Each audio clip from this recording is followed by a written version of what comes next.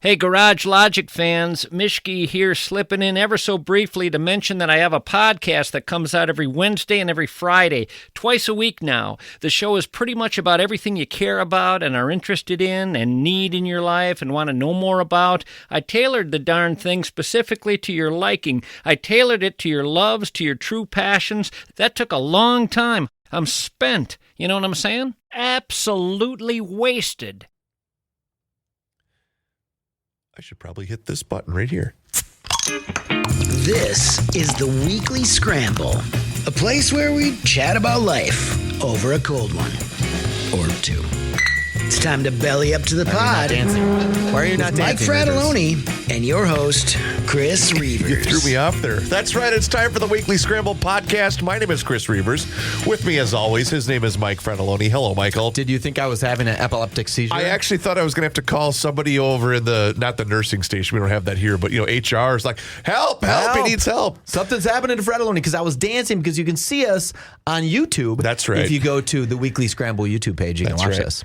So I had received a couple of emails from some very dedicated and loyal listeners within the past, I would say, month or so about, hey, I love you guys. Just maybe stay away from politics. And I said, you know what? That makes a lot of sense. But to those people, that's probably not going to happen today. It's really tough. Because we are what? Let's see, Friday, Saturday, Sunday, Monday. We are 5 days away from the single most important election in the history of the city of Minneapolis, in my opinion, I agree. And in New York as well. But that's not really where I want to start with as far as the Omar Fateh campaign and things of that nature. But no. I want to bring up the idea. Ooh. What was that? I just had a Royce-like gas attack. Whoa. For those of you that aren't connected to my personal life, Chris Reavers has been having some stomach-related issues Gastrointestinal stuff. the last few weeks, and so I had the audacity to take a sip of water right before we started the show. That's the best thing you've ever said on the radio. You know what? A lot of people would agree. Sorry, all those people that are grossed out. I don't necessarily want to bring up politics, but I do want to bring up politics in this sense. This entire notion and this entire idea of socialism in this country, I find laughable because it's been tried. Yeah, Michael, in other countries, and it's failed miserably. But I found What about in Norway? It works in Norway. Right. Oh. So I found this clip, and it's perfect because social media can be a cesspool, but at the same time, it can be absolutely brilliant when right-minded people produce really good content, okay? And I found this clip. I have no idea who this person is, but it was basically one of those deals where it's the same person arguing both sides of a given topic. Okay. And you could tell. So it's called The Dots Are So Close, but They Just Can't Connect Them. So it's a woman arguing with basically herself on either side of the aisle about capitalism and socialism. Okay. So it's only about a minute long, but I think it's hilarious, and I think you should listen. I am so sick of capitalism. We need socialism, and we need it now. That's actually a terrible idea, and people will starve.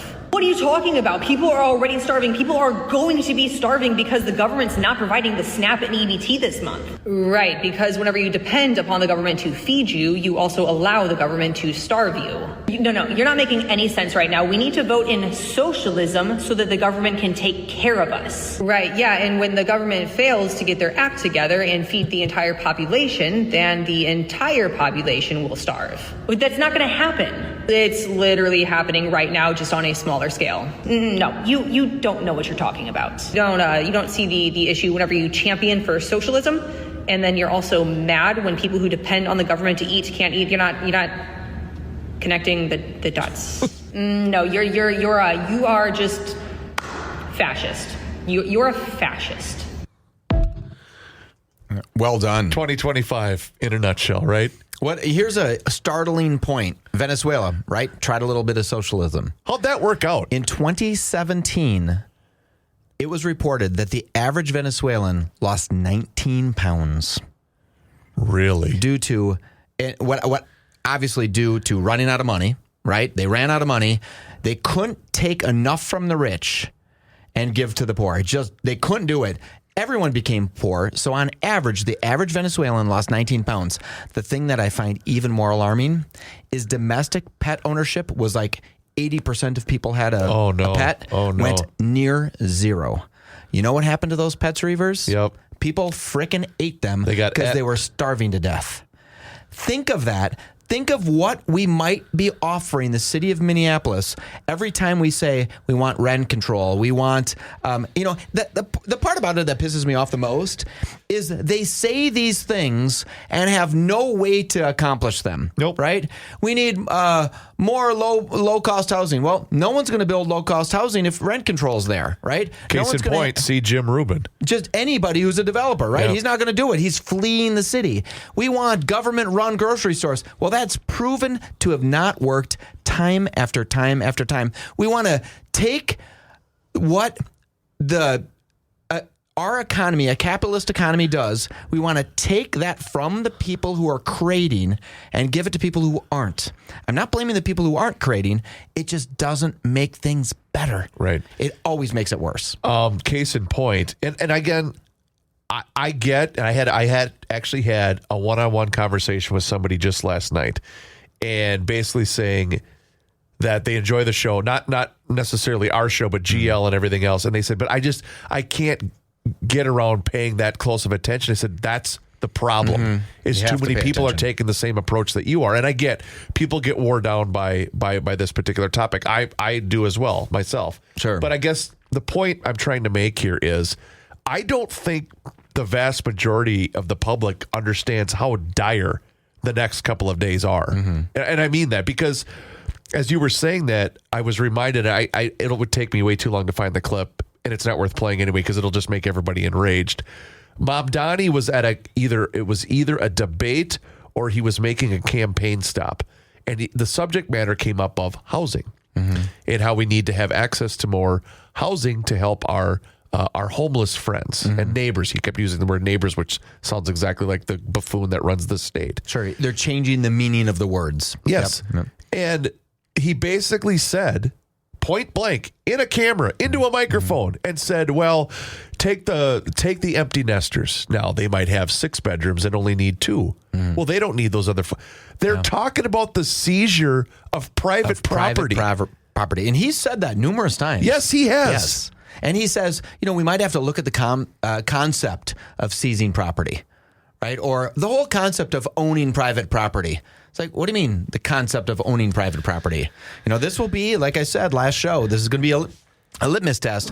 We do have to look and talk about Jacob Fry on Tuesday and why we think if you fall on the right side of the political spectrum, you need to get out and vote for Jacob Fry. You have to. Yeah, I know when we had Dan McGrath, who is an absolute voting nerd, like pays attention to all of this and helped explain ranked choice voting with us the other day, and basically said, well, you can put Jacob Fry on your ballot, but if he's the only guy you vote for, your ballot might not even matter. Because of how ranked, and it's so confusing, and I don't even want to attempt to go down the road because I would not do it justice. I thought you were supposed to vote for Jacob Fry and Jacob Fry only. You don't do any other down ballot votes. Well, I think the way he phrased it was, if you do decide to do that, your vote isn't going to count as much as if you decide to go Fry and then add 2 other candidates who you don't want to win. Sure. But you're narrowing the gap between the other 2 that might overtake. It's so confusing. Why do they have? I mean, somebody's explained ranked choice voting to me before, and I still don't get it. Right? Well, it's just ripe for corruption is what the problem is. It allows somebody who gets 1,000 votes on something to potentially win, especially a council person, right? They don't need that many votes to win. And if they can get 1,000 people of their ilk to go vote for them, and they come in second in the ranked choice, but no one has the majority, just a plurality, then they got a chance to win. Yeah. Right? I don't quite understand it. It seems illogical at best. Yeah. And again, there's so many of these points where you were talking about earlier where the ideology is so warped. And when I'm talking about whether it's Mamdani or Omar Fateh, God help us. Yeah. And again, we were talking earlier today on Garage Logic because Marjorie Johnson sadly passed away at 106 years young. One of the best guests in the history of GL on the first guest of the state fair every single year.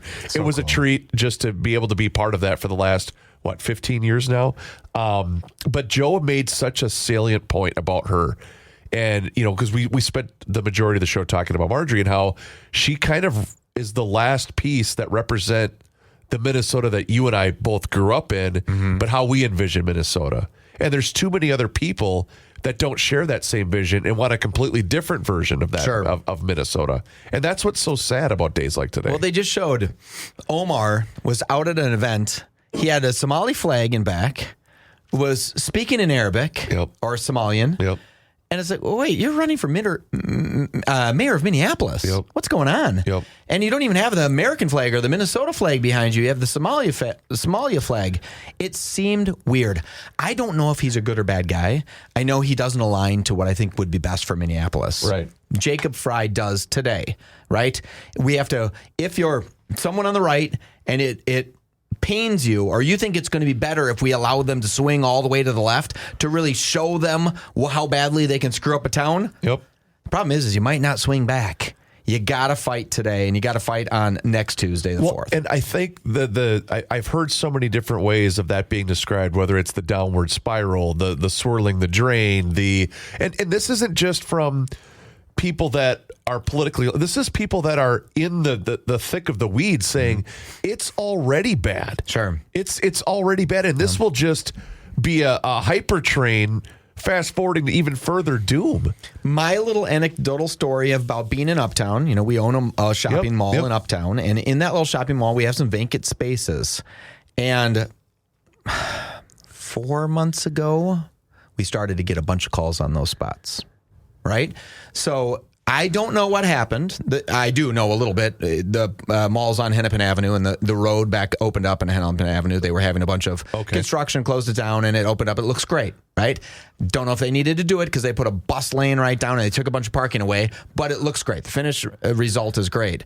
And all of a sudden, we're getting a bunch of traction, and our leasing agents are calling us about, hey, this person wants to come in, this person. We're going to go from half filled to maybe full here in the next couple of months. So something is regenerating in premier spots in Uptown. I'd call our spot premier because we have parking, right? And I don't know if obviously that's a good trend. For Fratelloni's, it's an absolutely good trend, right? We're going there. For me personally, it's going in the right direction. So I'm feeling buoyed about Uptown. But then I go down to Uptown at night and I think, who the hell would be down here? Like, this is if my daughter said, Dad, I want to go live in Uptown and I'll keep an eye on this mall, I'd be like, time out. My brother lives in Uptown and he says, what is going on? Like, you can't park a car outside. You can't do a lot of things, right? They don't walk to their grocery store anymore if it's going to be dark on the way home. Right? Well, that's just it. I mean, I remember the Rick Capcella piece, A Precarious State. One of the saddest moments of that entire thing for me was when he was walking through Uptown. And I remember just the vibrancy that used to be down there, whether it was Stella's or it didn't matter where. It was just a cool vibe. Remember Williams? Oh, for sure. It was just open and Peanuts it was on the floor. Yeah, and it was always busy. Peanuts on the floor. Chino Latinos. Oh. This is how you know Uptown was great. Chino Latinos had a 15-year run, 20-year run, whatever, Easily, a long time. Yeah. And barely had a sign outside. They just had that sparkling wall. Yeah, right? if you didn't know where it was, if you didn't see the line. And they were just busy all the time. All so the time. People kind of figured out, here it is. We don't even need to put up a $10,000 sign or whatever it is. That's a good sign for a neighborhood. Now, Chino Latinos has been empty and closed for a long time. I do believe something's coming back there, though. Okay, I don't know. If I'm not mistaken. And I think there's a revival of Uptown, but we need to have Mayor Fry back there so he can continue what he's doing. Yep. Hopefully he can get a council that understands what Jacob's going after, and we can swallow it. Those are the people that are middle right, swallow another term of Jacob Fry and say, okay, we need you. Let's make this town great again. He should take that line. With a red hat. Oh, my God. You know, he'd get 0 votes Zero. if he did that. He'd literally get 0 votes. Yeah. But I'm going to, after he wins, because I think he's going to, I'm going to say, Jacob Fry, making Minneapolis great again. Let's talk about our friends at We Are Nuts and wearenutsmn.com. Holiday gifting is the time right now, ladies and gentlemen. And you know what? If you're in charge of your corporate holiday gifting this year, We Are Nuts is going to take care of you. Locally roasted, family owned, and dangerously good. Their corporate gift tins are fresh, festive, and also unforgettable. Whether you're thanking clients, rewarding employees, or just spreading holiday cheer, then they have got you covered. Here's how easy it is. Just visit wearenutsmn.com. You download the corporate gifting catalog. It's right there on the homepage. You pick your tins. Cashews, mixed nuts, chocolate almonds, hokey pokey popcorn, even the famous 4. You send them your gift list, and then they're going to pack, personalize, and ship each tin, even with custom enclosure cards featuring your company's logo and also your personalized message. There's no endless forms. There's no box taping marathons. You just call, email, or visit the site, and they are going to handle the rest. But here's the deal. You've got to place your order by November 14th to get those in time for Christmas. So gift bold, gift local, and gift nuts with wearenutsmn.com, or you can also call them directly at 612-781-6596. I was on a business call the other day telling the stores that we were representing, like these hundreds of stores. I said, hey, by the way, if you've never tried We Are Nuts, you should put them in the stores because they're doing really well. Yeah. And a guy from Town & Country in Raleigh, South Carolina says, we just got them in. Like they ordered them in, not knowing about Fratelloni's. You're kidding. And he says they're flying off the shelf. So if you just happen to be in Raleigh and you go into a Town & Country store, just say, hey, I heard it on the weekly Scramble. I mean, it was really, really kind of cool. I'm like, what are the chances? So I actually think my company that owns Fratelloni's, is going to bring them into their warehouse, and then they can distribute these to 12,000 different stores. Oh, wow. Really easily. The company that owns us is a huge distributor, 12,000 other retail sites, right? And I thought, isn't that cool that it's a Minnesota-based company? In fact, they're going to have to get rid of the We Are Nuts MN, right? Because no one's going to understand what the MN is. Sure. Right? They're going to have to say We Are Nuts USA. That's it. Oh, go get that one right now. Should I do it? Shoot. And then if I just said it out loud and now they're not going to get it? Anyway, wearenutsmn.com, the weekly scramble. We will be right back. I want to run this by you because I was going to try to get to it in the first segment, but I knew this was going to create a long-form discussion. So I've been trying to be very careful about bringing up this subject, both with you on this show and also mentioning it with Joe. It is okay if you're attracted to men in some situations. Is it? Yeah. Okay, thank you. I needed my brother to help me out there. We are in a safe space. Joe Montana, right? Sure. Carson Wentz, he's a handsome guy. I get it. Oh, speaking of that, I don't know if you know this, but Carson Wentz, I saw a post earlier today that Carson Wentz loves his Minnesota Vikings so much. Yes. That he's even going to try, what was it?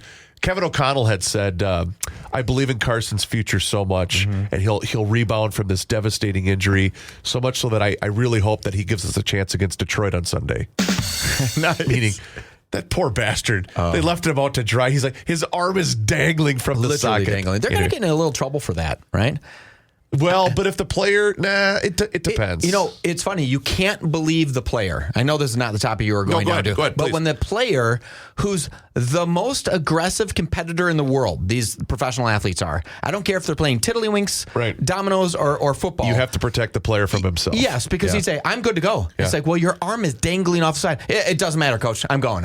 I have a couple of kids that are just like that. Do you? Right. I've said, buddy, you got to come out of the game. Yeah, you got to come out. No, I'm okay. Which you're bleeding from the ear. I admire so much so, right? Absolutely. But you have to sometimes protect the player. Okay. So I've been trying to be so careful with this topic because I'm just going to get to it.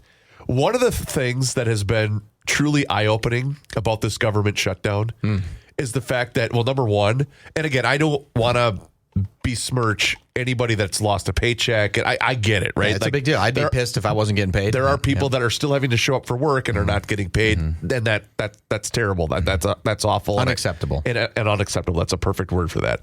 But other things are finally being exposed, like just how much money we're spending on this thing and that thing, and basically how unnecessary so many different tentacles of government actually exist, right? Sure. Because I'm lucky. My life really hasn't been affected by the government shutdown, and I'm assuming the same thing for you. But I agree. This entire SNAP fiasco, SNAP EBT, boondoggle that this has become, I think many Americans are finally having their eyes opened to just exactly what kind of grift this has become. Let me just read you this. Are you ready? I am. I could not believe what I was reading. Snap now burns $145 billion a year. That's $7.8 billion every single month. Recipients spend twice what the average working American spends on groceries because they aren't spending their money, they are spending yours. This isn't helping the poor. This is rewarding dependency and subsidizing foreign populations who arrive to take, not to build. 43 million people are on food stamps currently, well, as of until Saturday. 80% of SNAP users are also on Medicaid. 61% get 2 or more additional welfare programs, and 53.5% of immigrants that are on at least one welfare program. Nearly 45% of Afghans in the U.S. are receiving free food from you and me. And now, incredibly, we have Somali migrants in America angrily demanding that their halal food pantry be restocked. Not food, halal food. A Sharia food system funded by the U.S. taxpayer. Halal is a civilization enforcement through supply chains, a Sharia-compliant food system imposed on Western markets by pressure, litigation, and corporate cowardice. People think halal is ancient. It is not. The global halal industry was engineered in the late 1970s after the Iranian Revolution. Michael, these are now basically run as campaign ads. One of them is featuring 2 people right here in Minneapolis that are complaining that the supply has run out. And I'm thinking, wait a minute. How'd we get here? Why is it that, and again, I'm trying really hard not to sound like the Rice County redneck from, Kickerville. It's impossible to discuss these things and not sound like that, right? It is. You sound horrible when you say this. But at the same time, this is not okay, and it's also not sustainable. No. I mean, think about the average Joe gets up at 5 o'clock in the morning. He's on the clock by 6. He's working his ass off, trying to get home by 4 o'clock so he can watch his kid play basketball, have dinner at night, maybe watch a basketball game, and then he's in bed by 10. But yet he's the one being penalized by programs just like this. Sure. And this is not okay. Yeah. I'm tired of, and if you want to label me, you go right ahead. But I'm sick and tired of the person that's continuing to be penalized is the hardworking Jimmy, Joe, and Jan of this country. This is BS. Did you have a percentage of people who work that are on SNAP? So I think if you're working and you're not able to sustain yourself, that's what SNAP is for, right? For sure. If you have a inability to work, that's what SNAP is for. If you have children and your spouse passed away and you can't work and you have 4 little kids, that's what SNAP is for, right? Yep. And we are a compassionate people. But boy, sometimes when people are suing the SNAP program because they aren't providing halal food, you have to say, time out. This is sustenance. This is emergency sustenance for people. Right. This isn't, and if a Jewish guy was on there and we were only giving them lobster and they don't eat shellfish, that doesn't seem right either, right? I wouldn't want that. So I'm kind of fine with halal-based foods, right? Or halal-predicated foods. But what I just don't get, it's not hard to figure out that if you make someone a serf of the state, if they are just, the state is all they have, they're going to continue in that position. Well, that's just it. When you create a program that is now creating dependency, that's not helping somebody. That's caving in to your virtue and your ideology and your guilt in some cases. That's you caving to the demands of a freeloader. That's what this has become. Sure, and I don't want to say freeloader. I do want to say freeloader. I don't, because I don't think it's not their fault that the program allows them to get it. It's our fault for making the program such that they could get it if they don't actually need it. There's a beautiful video out there right now. Looks like Southern California. A woman has this beautiful backyard, a grill, nice grass, and she is going viral because she's saying they're taking away my SNAP. Her makeup's perfect. Her hair's perfect. She has double earrings on. She's got this nice jacket on, and she works. And I thought, does she really need SNAP? She has a cell phone. She has a house with a beautiful backyard and a big grill in the backyard. Is that what a SNAP recipient is? When, 41 or 45%, about 12.5% of the U.S. population is on SNAP. Well, is that just the lowest of the low dollar people that really need the help? Or is it a whole bunch of people that maybe don't? I can't tell. I can help you because so many, and I know someone who works with a particular client base that would have to be reliant upon SNAP. Sure. And for the average person to think that this isn't just ripe with fraud, you're fooling yourself. Because a couple of different scenarios play out with this particular program. Number one is, let me just paint it this way. Number one, it's there are people, just like you were talking about, that absolutely need this program. Sure. Absolutely do. Whether it's a single parent household, whether it's a low income, just down on their luck, whatever, right? Yep. Yes, that person that has multiple children, that person 100% absolutely needs this program. Would you be okay if they were drug addicts and they had SNAP? Well, that's where I was going. Okay, go. No, that's okay. No. The other types of people are the people that either choose not to work or use this program, but then spend their money on other stuff. And that depends. Maybe they have a job where they're paid in cash. Maybe they have a job where a certain percentage of their income is reported and a certain percentage is not. Those people are kind of gaming the system, but at least they're working. The other type of person is a person that chooses not to work at all, lives completely off the government, whether it's Medicaid. And again, I'm not going to say illegal or legal citizen. Sure. I'm not going to go down that road. I'm just saying because there are plenty of legal citizens in this country that are gaming the system as well. And those are the people that are growing exponentially by numbers. And the problem with all of that is, Mike, the reason this program was shut down is because it needs to be evaluated. You have to look at it and say, okay, again, whether you want to rip Elon and Doge or whatever, they were pointing out a number of alarming issues with all sorts of different. Look at our state alone, the fraud and the corruption that has gone on. Yes. And it's not stopping. And this isn't hard to figure out if it's fraud. Because we could figure this out with AI pretty easily. One of the things I wanted to bring up with you today was something Rookie mentioned in passing before GL today. We think it's bad now. On January 1st of 2026, in the state of Minnesota, we have this thing called the Family Leave Act that's going to be taking place where because Rook was on, I don't think Rook would mind me sharing this. Rook was on, because Rook's in charge of managing people and whatnot at the airport. And Rookie said one of his jobs is going to be tracking the amount of paid family leave that a certain employee gets to take every year. Sure. Did you know, starting January 1st, if you have a child or your wife has a child or your significant other has a child, you qualify, whether you're a full-time employee or a part-time employee, you qualify for 5 weeks of paid leave from the state of Minnesota. That's absurd. Yeah, and if I'm not mistaken, it's funded by a percentage taken from employees too. Correct. So, we have a sick and safe leave here in Minnesota, Minneapolis, St. Paul, right? Yep. You have sick and safe. I think it's like 40 hours a year. I think you can legally carry over like 80 hours every year, right? If you don't spend it in a couple of years.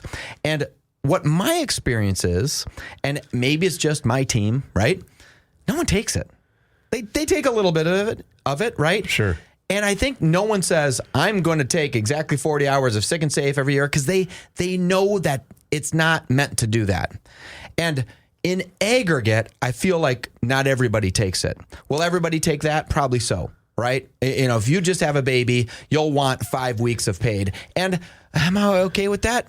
Maybe. We are already, and again, I know you have to be careful because you employ people, and so I'm not. Yeah, I'm not even trying to be careful. I'm trying to tell the truth. But I guess the point I was trying to make here with this is we already are a nation that lacks a work ethic.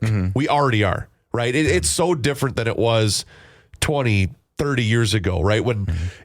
Because it's just a different mindset now. Sure. Because it's so much easier to be lazy because there's so many other things that will just take care of it for you, right? Well, maybe let's change the name on that a little bit. What?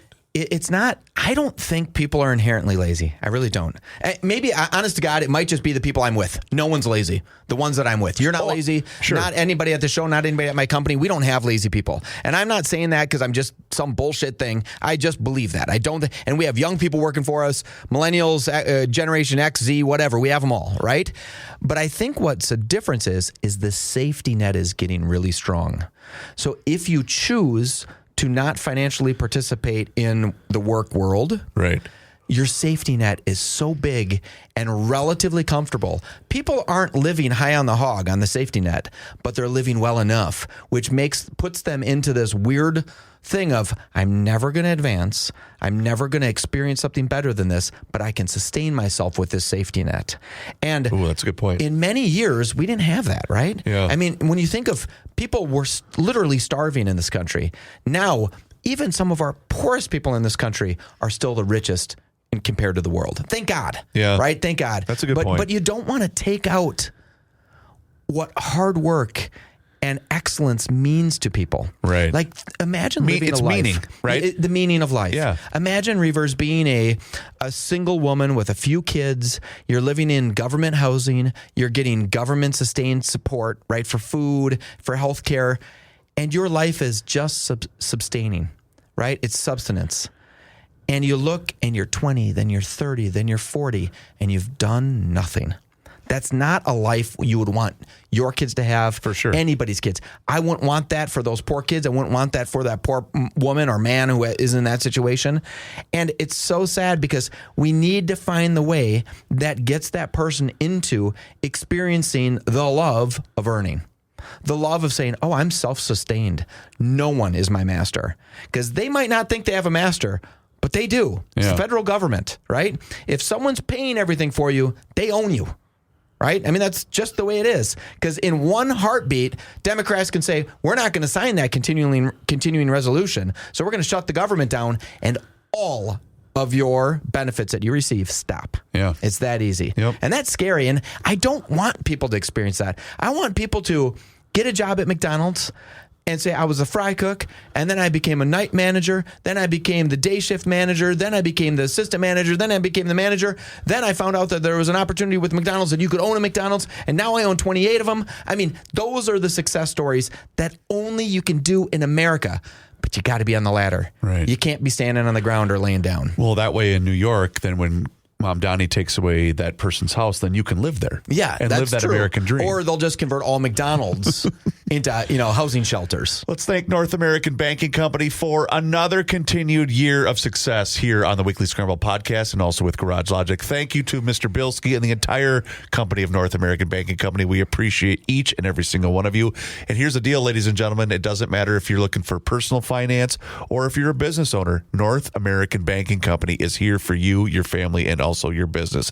And they are locally owned and operated. Here's why that's important. That means loan decisions are made right here in the Twin Cities. They are not sent out of state.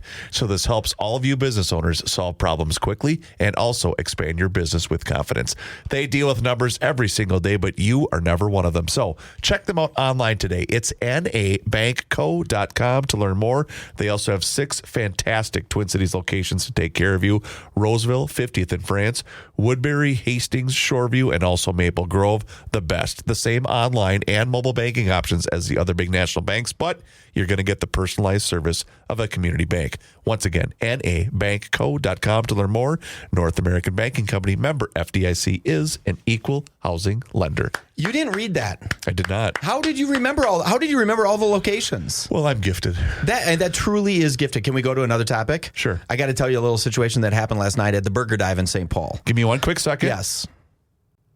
Take it away. There you go. Okay, so last night, my beautiful pick and I, the person in charge, that's what I call my wife, we went to the Burger Dive in St. Paul on Randolph. I think it's called Bayside Is Burger that where you Dive. took me and the boys? Yes. Okay, So love we that. went there. That place is awesome. Totally a great spot, right? And they had a special last night. You get a burger, fries, and a beer for $10.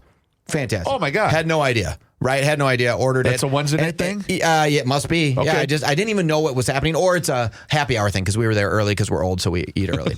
So we're getting ready to leave, and my wife and I walk outside, my pick. We walk outside, and there's this dog tied up on the back area, like in the bar area in back. Oh, that little patio spot. Yeah, the little patio. There's a dog. And I look around and the dog it's a cute little dog. It's got a little tie on, right? It's Like just a Halloween costume? Yeah, well, yeah, but just a tie, not overly Halloween-y.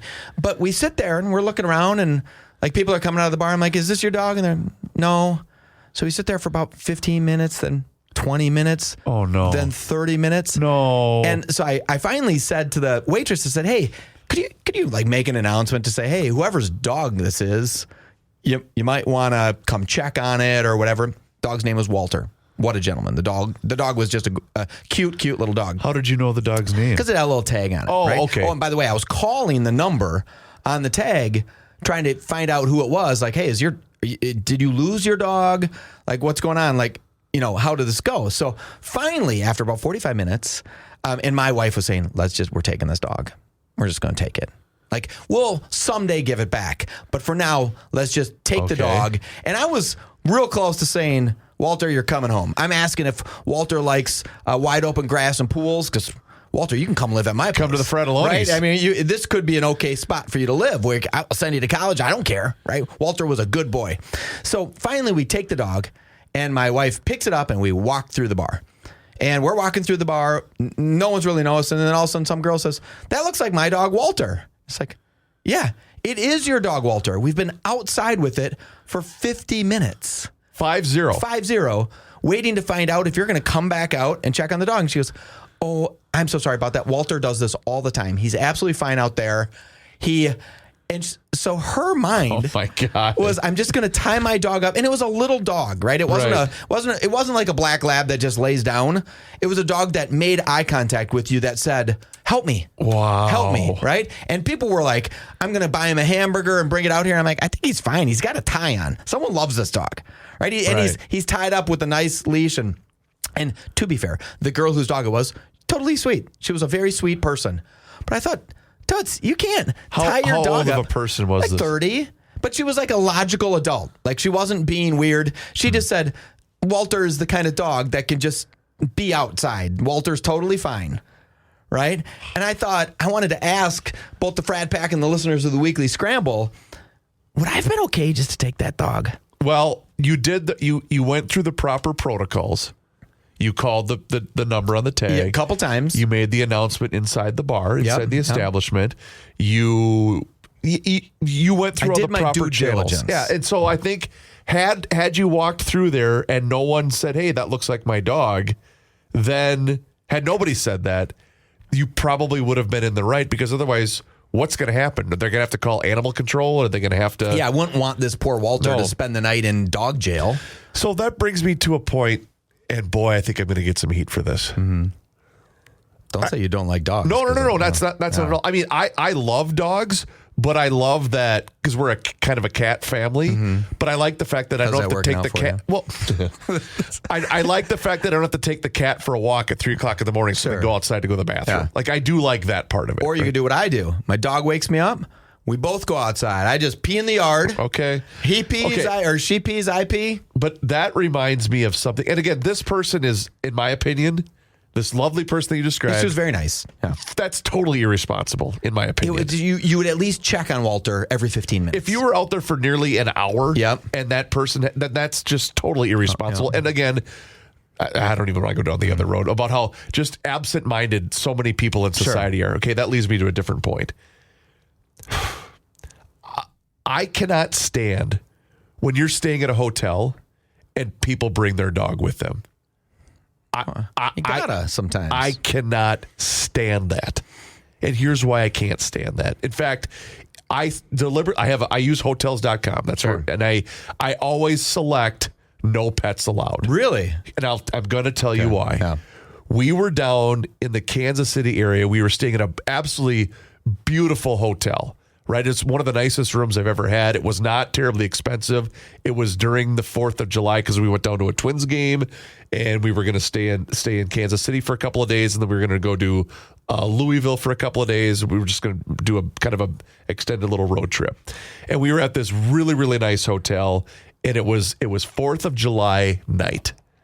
Okay, so dogs were barking all night long. All effing. That's the fireworks, so you can't blame the dogs. They think we're in. But here's the deal. So I thought, okay, I'll put up with it. It's fireworks night. Sure. But we were outside for the fireworks. So, okay, I'll put up with it. That's fine.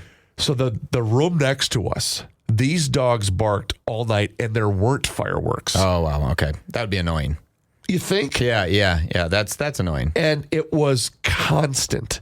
And then another time we were staying in a different city and a hotel we stay at routinely, and they had dogs there, to the point where these idiots let their dog swim in the pool. Oh, you're kidding me. I'm not kidding you. That's poor quality dog ownership. I walk out there, and my boys were 10 and 7 at the time.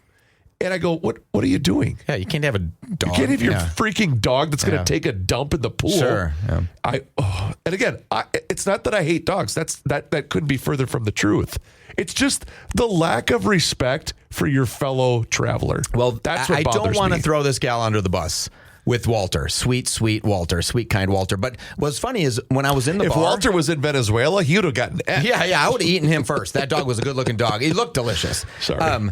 All I know is that when I was in the bar, 3 golf clubs walked into the bar last night. Really? Which was weird because I've never seen golf clubs walk into the bar. And the putter orders a beer. Well, that's odd. Yeah, and the wedge orders a whiskey. And then finally, the bartender asks the third one if he wants anything, and he replies, "No, thanks. I'm the driver." Reavers, you are the best. Please do us a favor and rate and review the show wherever you happen to be listening, the Weekly Scramble podcast. It helps others find the show, and it really helps us out as well, and we appreciate each and every single one of you. His name is Mike Freneloni. My name is Chris Reavers. Thank you so very much for listening to the Weekly Scramble podcast. We'll talk to you again next time, and until then, cheers.